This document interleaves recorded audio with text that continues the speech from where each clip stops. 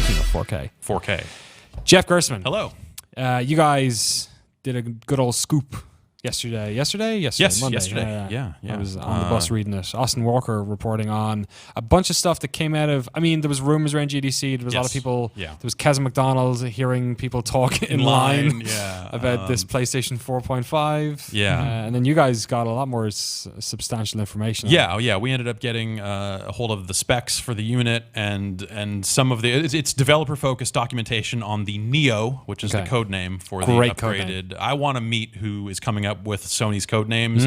Project Morpheus. To have Morpheus and now Neo. Fucking Trinity, baby. It's on the way. At some point, Orbis and Vita, like all the stuff they've done back then linked up in a weird way. Now they got this. Check out our new console, the Nebuchadnezzar. Right. Yeah. Totally. Yes. So it's developer-focused information about how the upgraded PlayStation 4, codename Neo, will work, and some of the timing around when third-party games are expected to have that Neo support built right in. Right. So the specs are what they are. I'm not going to sit here and recite numbers. Yeah. If you have them, we could talk about Jaguar cores all right. day long. I know, yeah. And you guys talk about it on the Bombcast a bunch. Yeah, as well. yes. But it's a better CPU. It's a higher clock speed for the CPU. It is a better GPU, and it is a higher frequency for the RAM. It seems like the processor is probably the biggest upgrade in that Seems space, like though. it. Yeah. That's the thing you kind of hear about being maybe a bottleneck for some of the existing PlayStation 4 games. So that might be something where that would see some benefit. Cool. But I'm not necessarily like Mr. Graphics, Mr. Technical. So for me, looking over this stuff, it seems interesting, kind of the positioning of it and what they are and aren't allowing developers to do with the games.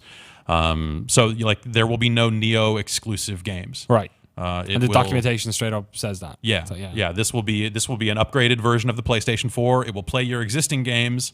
It will also play games that are that will run differently on an upgraded PS4 as opposed to the original PS4. But every disc you buy will work in both.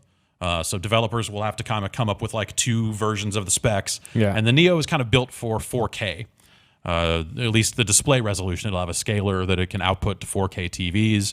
But that doesn't necessarily mean that games will run natively at 4K because that's something that PCs have a hard time doing. Right. I mean, 4K is it's at least 4 times as much as 1080. It's an incredible amount of. It's really hard. It's the sort of thing where you have 2 or 3 graphics cards in a PC. Like when Microsoft first showed that free Forza thing. Running. They were like, this is running at 4K, and you look behind the guy giving the demo, and there's just this mountain PC, clear case, just straight out of a rich man's LAN party, and yeah, it's a hard thing to do right now. It won't always be. I mean, Nvidia's getting ready to announce more stuff. Everything's always getting more powerful. But if they're saying 4K in the documentation, there must be a reason why they're saying 4K. So is that Sony being Sony and trying to, Well, so everything will probably scale. I mean, all these consoles now have a scaler in them that will output whatever resolution you tell it to, regardless of the native resolution. So in the documents, they kind of provide some potential options for developers making games and working in Neo mode as opposed to base mode, which is what they're referring to, the original PS4 stuff. Fucking blue pill, red pill, they should have called them. So in Neo mode, games are expected to output at 4K and render at a resolution no lower than 1080. Right. So they're kind of saying here's some different ways to kind of achieve handling outputting to 4K while still detecting if there's not a 4K TV plugged in and making sure you're doing stuff at 1080 properly. And so they're kind of providing a few different options based on, I assume, their early work on developing games for this thing as kind of a way forward for third parties. But this is basically still the PlayStation 4. Your account will come over, all of your games and saves will come over, your PSN account, all the stuff you would expect to come right in, comes right in. Controllers will work, all that sort of stuff. So it's really more about this kind of Neo mode concept. So as of October, games that are hitting the streets in October, developers shipping games will be expected to be supporting Neo mode right then and there. Expected. That will be part of the requirements to ship a PlayStation 4 game. Right. As of October. Late September, you will be expected to have a day 1 patch enabling Neo mode. Okay. All right. None of these documents actually refer to a release date for the device, and they do in fact say that they're okay with the idea of developers shipping Neo supporting games ahead of the release of the upgraded console. Okay. So we can't necessarily pin this down and say, well, obviously the console's coming in October. But it probably won't come out before October. Right. It could be early next year. You know, we don't really know. But this is their holiday console then. This is could be, or it could be a Q1 console. I don't know. Okay, we won't know until they officially start talking about it, which they still haven't done. Yeah. So yeah, that's kind of the interesting stuff. You know, their requirements include stuff like in Neo mode, the game must run at least the same frame rate, if not better than the base mode version of the game. Developers developers that have games on the market already or games that are shipping before late September, they will have the option to patch Neo support into their games. And I can think of a few games that would be great for. Right. Fallout 4 would maybe benefit from that. PlayStation 4 version of that, and that sort of stuff. We'll kind of see how developers take to that. If the patch ends up being a lot of work and the game's not super popular, I don't really see a lot of reason for developers to go back and do that work. Yeah. But those games will still run on a Neo. The Neo can run in base mode, so all that software still runs, and it should, with what they're saying, we'll see how it goes. It should run just as it does on your existing PlayStation 4 today. Interesting. What about Neo features? Because there's a mention of no, there won't be a Rocket League special car in Neo mode. Yeah. Right. But then Austin continued and said, but what might happen is a local 4-player co-op could be present, and then, hey, maybe Neo mode can do 8-player co-op. Right. 8-player co-op offline. So local, that's the specifics there. You can't, as a developer, you wouldn't be able to say, hey, if you have a Neo, you'll have a higher player count online. This is 32 players on Neo, 16 on PS4 online. You can't segregate the user base at all along those lines. You can't have Neo exclusive features. So, but you can have enhanced versions of those features that may run in Neo mode. So that's why the local multiplayer thing happens. The mode exists on the base PS4, but is a 4-player mode. Right. But on Neo, maybe it's an 8-player mode. It's a lot of wording. I mean, is that not a feature? Yeah. Well, I get so yes, it is. But they're saying the mode must exist in some form. It can't be like Perfect Dark without the expansion pack, where it's like you can't play any of this stuff without this thing. It's more like you can play everything with a base PS4, but in some cases you may be able to say oh well, we've raised the player count in this offline mode, because they can't segregate the online mode, so they can't do it there. And that was more provided as an example of something that a developer could do, as opposed to I don't know that this will actually come to pass. Okay. But so you couldn't do VR only on the Neo. Okay. You would have to support it in both places. You can't do exclusive modes, but you could enhance your existing modes as long as it doesn't segregate the user bases. So this isn't going to impact the breakout box thing we saw with the PlayStation VR? We don't know about that either. So there really isn't any mention of VR in the stuff that we've seen.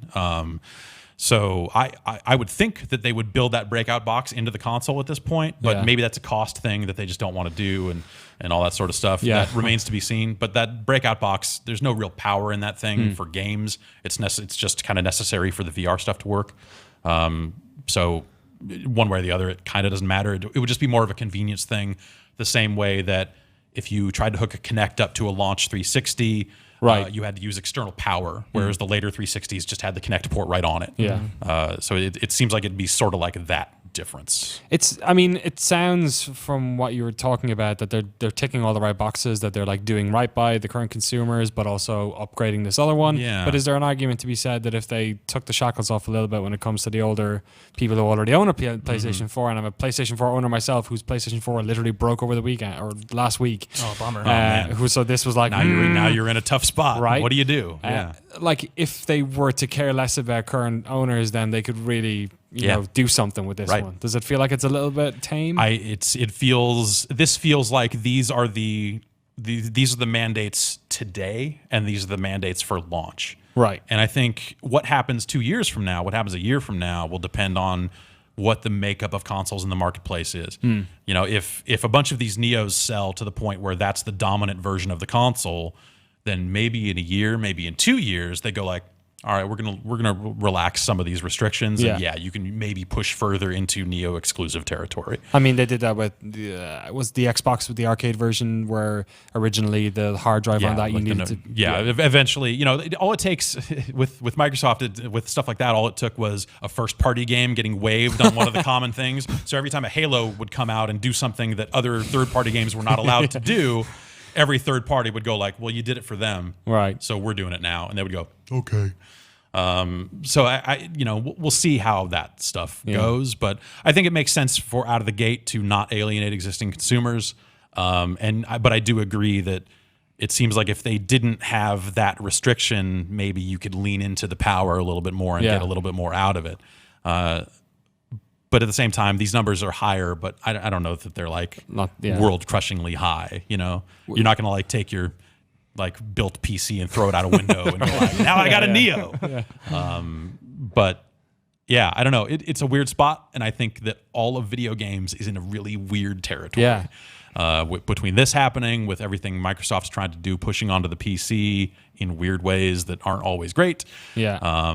And what VR is starting to do to things, or once people can actually get a headset, what that may do to just video games in general. Like we're entering strange, uncharted territory. Yeah, and nobody seems like they're on even feet at the moment. Yeah, even you look at Sony, like you would expect them to be like, hey, they're the market leader. Yeah. Like they're kind of able to determine a certain cadence. They can kind of sit back a little bit. They're doing the thing that like all console manufacturers do, just in a different way.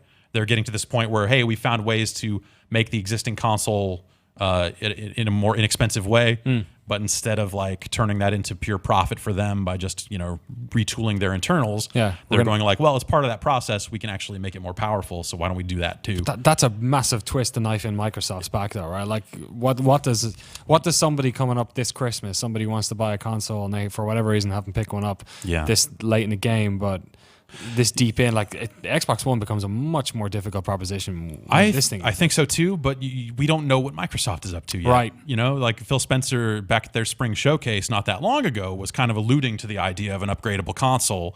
And this was also in context of like, hey, Quantum Break's coming to PC. And I fully expect that from here on out, every first party Xbox game will appear on the PC. I got a message, give me a free version of it. Because I have it on Xbox One. They'll do like a cross buy, for pre-orders. That's how Quantum Break went. So they're trying to kind of pull whatever levers they can to get more excitement around their games and get a bigger audience. Putting that stuff on the PC maybe mitigates some of a lot of the them being a bit behind the PS4. Yeah. Or it can. But we don't know what they're doing with the Xbox platform, other than probably turning it more and more into a brand. Obviously, there's an Xbox app on Windows 10. Right. They have multiple games you think of as Xbox games in the Windows 10 store now. It seems like they'll continue to lean into that. So why won't they then also have an upgraded console at some point too? They've alluded to some of that stuff, but then Spencer kind of backed away from it a little bit and said, I think the quote was something along the lines of like, I'm not going to ship someone a screwdriver and a video card. Right. Which obviously no, but you might sell them a more powerful Xbox console at some point down the line. Which all of this at some point adds up to, why wouldn't you just buy a PC? Yeah.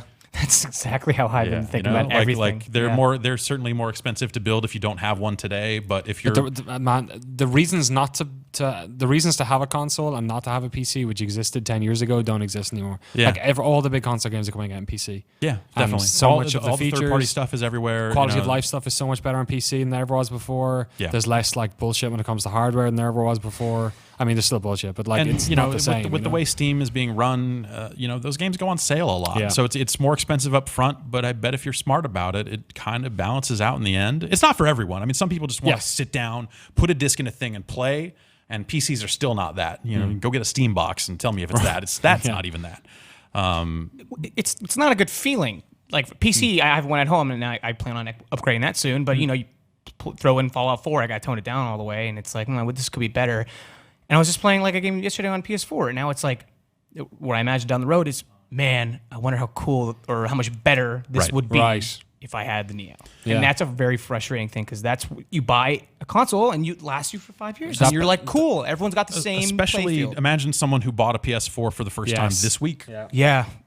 You know, like my brother, I convinced him last week to get a PS4. Really? Yeah. You know, that's and you know, hey, if you think about when the new Nintendo 3DS came out, you know, companies like GameStop were lining up to give you a decent chunk of money for your existing 3DS as part of an upgrade transaction.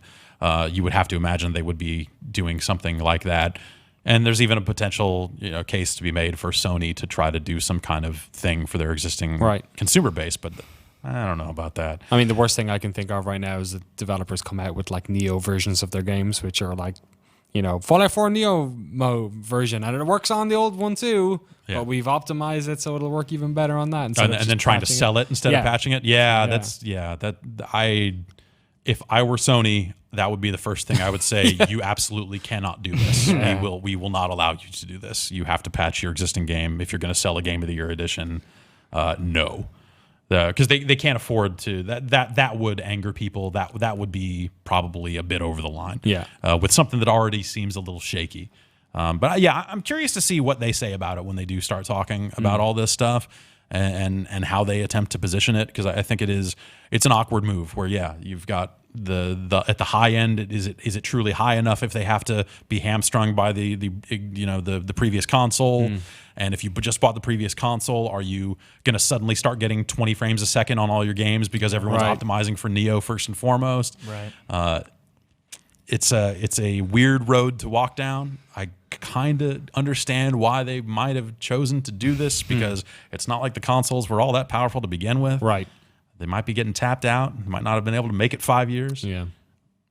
But it's like I said, it's a real weird time. E3 is going to be exciting. We got all that stuff, and we got Nintendo. You know, NX is going to come out there and be like, "Here's our left field thing that doesn't even factor into whatever these idiots are doing.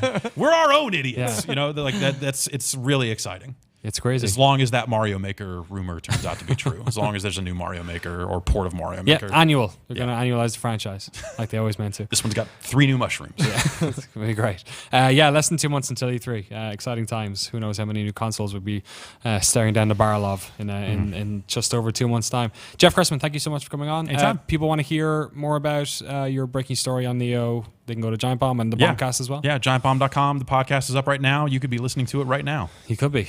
But don't. Listen to this one first. Wait until the end of this. It's almost over. Rob Handler, thank you so much for coming on. Thank you. I really appreciate it. We'll get you back out there.